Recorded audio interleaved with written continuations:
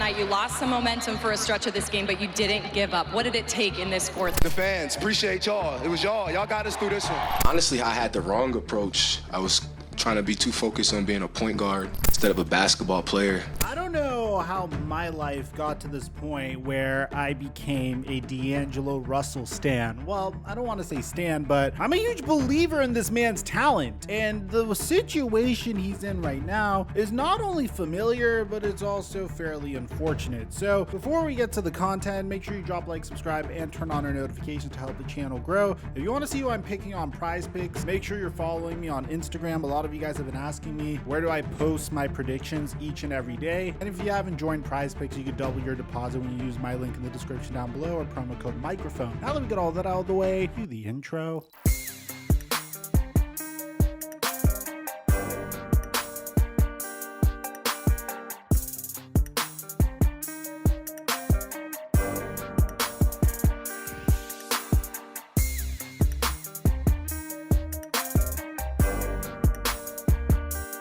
A lot of you guys have been hitting me up in the DMs telling me how much money you've been making on Prize Picks. A huge shout out to my subscriber Spencer Sims, who's made $7,000 off of his picks over the past 2 weeks. If you follow me on Instagram, you know I play Prize Picks religiously and I post my picks to my story each and every day. If you want to try out Prize Picks right now, when you use my promo code microphone, you'll get up to a $100 deposit match on your first deposit. And if you get any big hits on Prize Picks, make sure you DM them to me on Instagram so I could feature you in future promos. And thank you, Prize Picks, for the sponsor. Mic check 1 2 1 2. What's going on, everybody? Since the moment the Los Angeles Lakers selected D'Angelo Russell with the number 2 overall pick in the 2015 NBA draft, I immediately became a very big believer in his talent. D'Angelo Russell came out of Ohio State University as a do-it-all point guard who drew comparisons to James Harden, partially because of his ability to score from any level on the court, his size, his versatility, and his ability to generate plays for his teammates. As a matter of fact, this has been a constant in his career. So far, D'Angelo Russell has had no problem scoring or creating plays for his teammates. However, I think the issue that D'Angelo Russell had throughout his career is the complete lack of stability. I mean, in his rookie season, he was with the Los Angeles Lakers and Byron Scott, who isn't necessarily known for his ability to develop talent, but also during his rookie season, he had to deal with the late great Kobe Bryant's farewell tour. D'Angelo Russell's rookie year wasn't about developing D'Angelo Russell, it was about sending off Kobe Bryant the right way. In his sophomore season with the Los Angeles Lakers, D'Angelo Russell started to marginally improve as the keys were officially handed over to him to turn this franchise over. Alongside Julius Randle and a young Brandon Ingram, who still had a long ways to go in his own development, D'Angelo Russell would average 15.6 points per game and shoot 35% from 3, while also contributing 4.8 assists per game. And unfortunately for D'Angelo Russell, this is where the instability of his career would begin. D'Angelo Russell would get traded unceremoniously to the Brooklyn Nets in a salary cap dump. You see, Mitch Kupchak for some reason thought it was a good idea the offseason prior to go ahead and sign Timofey Mozgov to one of the most disgusting contracts we've ever seen, and Luol Deng to a 4-year $72 million contract. His rationale being the fact that the NBA had a brand new TV deal, and as a result, these contracts would look really, really good in 3 years from now. That didn't happen. Those contracts would still be really freaking bad by today's standards. But needless to say, the Los Angeles Lakers were heavily involved in the pursuit of a new superstar. At the time, there were plenty of rumors that the Lakers were going to pursue a player like Paul George. Remember, the Indiana Pacers had Paul George on the trade block at that point. The Lakers believed if they freed up some salary cap space, maybe they could bring Paul George back home. Now, as we all know, that wouldn't happen. The Lakers would trade D'Angelo Russell as a throw-in addition to Timofey Mozgov to the Brooklyn Nets, and would receive Brook Lopez and the rights to Kyle Kuzma in return. To be honest, in hindsight, not necessarily the worst deal for the Los Angeles Lakers because of how much Kyle Kuzma grew, and ultimately the Lakers would fumble the Kyle Kuzma bag as well, but that's not what this video is about. The Lakers were also dazzled by the likes of Lonzo Ball. They believed that he was destined to be a Laker. LeVar Ball invited Magic Johnson over to his home for a barbecue, and I guess Magic Johnson fell in love with the Ball family, and he believed that Lonzo Ball was going to be the next great Laker, which ironically wouldn't happen either. The Lakers would give up on Lonzo Ball even quicker than they gave up on D'Angelo Russell. But I digress. In D'Angelo Russell's second season with the Brooklyn Nets, he would blossom to brand new heights, averaging 21 points per game, shooting 37% from three, averaging 7 assists per game, and shooting 43% from the field. This would also be D'Angelo Russell's greatest PER of his entire career. It would also be his best season from a box plus minus standpoint. His OBPM was a 4.0 and his DBPM was a negative 0.6. His value over replacement player was also a 3.4, like his box plus minus. Unfortunately for D'Angelo Russell, once again, he was just in a bad situation. Right place, but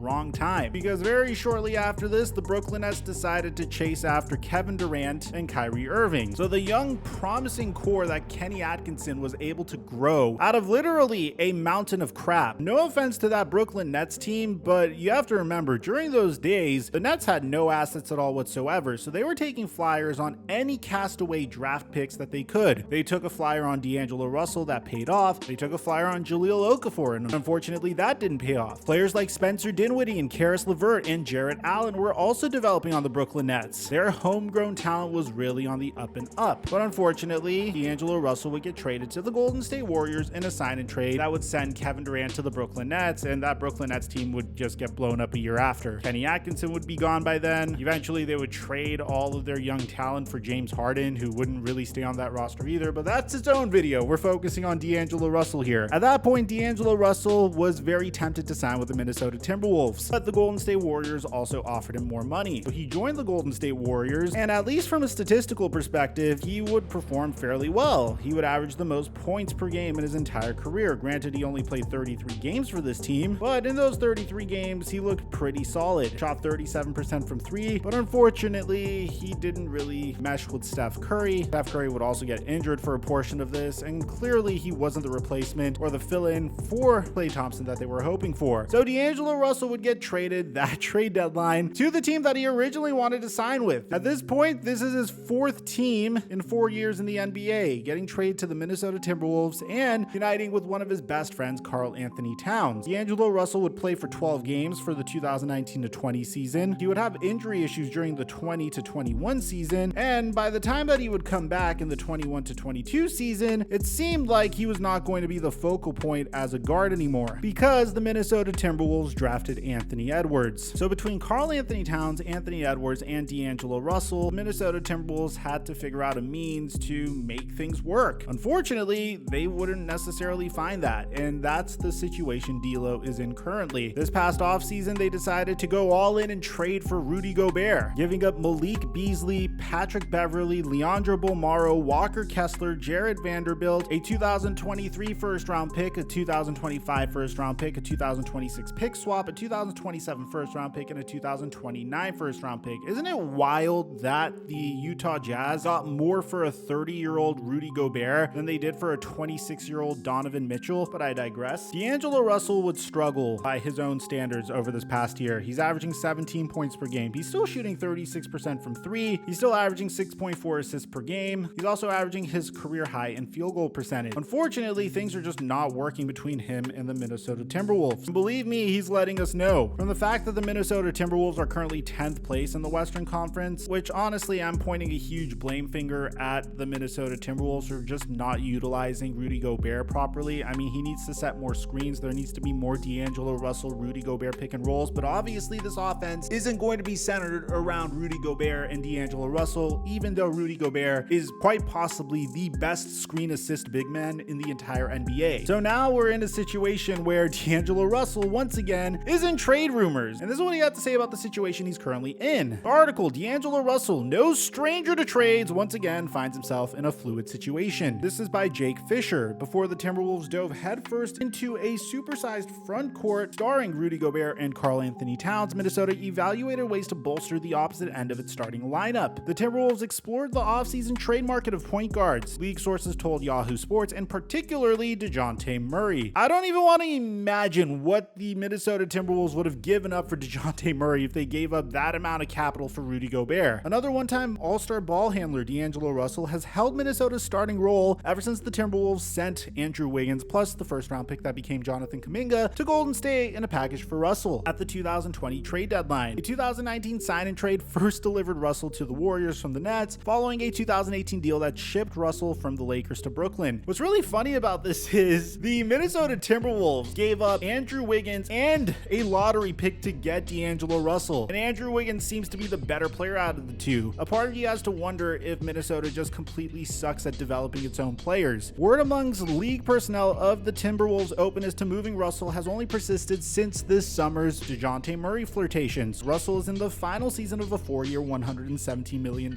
agreement, and there was little progress for any contract extension with the Timberwolves this past offseason, making him a natural trade candidate this winter. That's right, it doesn't really make sense for D'Angelo Russell to stay on the Timberwolves past the trade deadline. I'd actually go as far as to say he's the top trade candidate this trade deadline, primarily because he is definitely going to leave the Minnesota Timberwolves. They did not offer him a contract extension. They've been very open about the fact that they want to move on from D'Lo. The article even says Minnesota would be wise to move Russell now if the team doesn't intend to re-sign him via bird rights at season's end. Free agents have individual cap holds or salary placeholders to set the upper limit of what the incumbent teams can re-sign that player for. But if Russell were to walk on the open market, Minnesota would not inherit his $31.3 million in open cap space. There are avenues in that event for the Wolves to clear upward to $21 million in room. But the scenario of Russell exiting the franchise in free agency would leave Minnesota with far less financial flexibility than if the Wolves returned a package commensurate with Russell's salary prior to the deadline. Russell is certainly paying attention to the rumor mill. Yeah, it's my life. That's it. Just be conscious of it. He ruffled internet feathers by apparently unfollowing the Timberwolves on January 4th, the same day Hoops Hype detailed a popular idea that's been floated by league executives, swapping Russell to another team performing below preseason expectations, Miami Heat, for aging floor general Kyle Lowry. Just imagine if this actually goes down. Like, imagine if you're the Minnesota Timberwolves. You decide that you're going to trade Kevin Love for a package that is essentially around Andrew Wiggins, the 2014 number 1 overall pick. You then trade Andrew Wiggins and a lottery first round pick to the Golden State Warriors for D'Angelo Russell. You then decide to take D'Angelo Russell and trade him to the Miami Heat for a 36-year-old, well, no, 36 is being generous because by the time this trade goes down in March, Kyle Lowry will be 37. So let's say a 37-year-old Kyle Lowry. I've said this over and over again. You could tell how inept an organization is based upon their failure to recognize how valuable their talent is. If you mismanage your assets, you are screwed in this league, especially if you're a small market like the Minnesota Timberwolves. Hell, even large markets like the Los Angeles Lakers are screwed because they mismanage their assets. It's the number one thing you have to be careful about if you want to be successful in the NBA. I mean, look at the Golden State Warriors, look at the Boston Celtics. They've done a fantastic job managing their assets. Look at the New Orleans Pelicans, who recently traded their franchise cornerstone in Anthony Davis. They got a significant return for him, and you could agree that they're better off than the Los Angeles Lakers, who traded for Anthony Davis, at least for the future. You could also make the argument that the Lakers got a championship as a result of that trade. Now, D'Angelo Russell said something cute over here, saying that you either take advantage of me and my ability or fuck up the opportunity with me. It's as simple as that. So the Miami Heat have in fact registered interest in D'Angelo Russell, but a direct deal for Kyle Lowry would be very unlikely. Lowry is just a few months away from entering the final season of his own contract with roughly $30 million in average annual salary, and it's hard to imagine the Wolves officials being eager to extend the aging guard another exorbitant payday when he becomes extension eligible this summer, putting Minnesota in the same exact situation it faced with D'Angelo Russell this past July. There isn't much of a market for point guards that are making this type of salary. League executives are monitoring the Los Angeles Clippers and the Phoenix Suns as teams in search of backcourt improvements before the deadline. The Suns were linked to D'Angelo Russell in 2019, and the point guard is known to have a close relationship with Phoenix All-Star scorer Devin Booker. Do you guys remember when D'Angelo Russell originally got traded to the Minnesota Timberwolves way before the Phoenix Suns officially arrived as a contender in the West? And they were throwing out like photoshops of Devin Booker and Karl Anthony Towns and D'Angelo Russell out there. I mean, I think there's a Slam magazine cover with all three of them on there. It seems like what this article is saying is, I don't know who would be interested in D'Angelo Russell. Beats me. I mean, maybe he goes and teams up with Devin Booker. At the end of the day, what do I think about D'Lo? Call me crazy, call me delusional, call me a stan, whatever you want to call me, but I actually believe in D'Angelo Russell's ability. I just feel like he desperately needs a change in scenery. I really could see that he just doesn't have a lot of motivation on this Minnesota Timberwolves team. They're not really scheming the offense around around him, and he isn't necessarily a huge focal point of the offense either. D'Angelo Russell's the type of guy who wants to take the final shot and then point at his arms and say ice in my veins when he's done. And I suppose that's the big issue with D'Angelo Russell currently. He hasn't necessarily found a team that could build around him and make him the primary guy. And the unfortunate part about this is it's a little too late for all that. D'Angelo Russell's been in the NBA for 7 seasons now. At this point, if you haven't shown enough ability to get a team to build around you, then you just have to accept the role that you're in. Honestly, it's been a pipe dream of mine to see the Lakers somehow swing a Russell Westbrook for D'Angelo Russell trade, but in order for that to happen, I have to really count on the Minnesota Timberwolves' ineptitude. But at the end of the day, I think he will get traded. I don't think there's any way, shape, or form that he finishes this season with the Minnesota Timberwolves, because I think he's going to leave anyway. If you're unfollowing your team and your team is even telling you that they're not going to extend you throughout the year, that's enough for you to know that a divorce is coming. At the end of the day, who do you blame for D'Angelo Russell's lack of success? Are you blaming the Minnesota Timberwolves? Are you blaming D'Lo? Or do you think he just got really unlucky? I'd like to hear what you have to say. Aside from that, I'm your boy Mike. I'm dropping our mic until our next upload.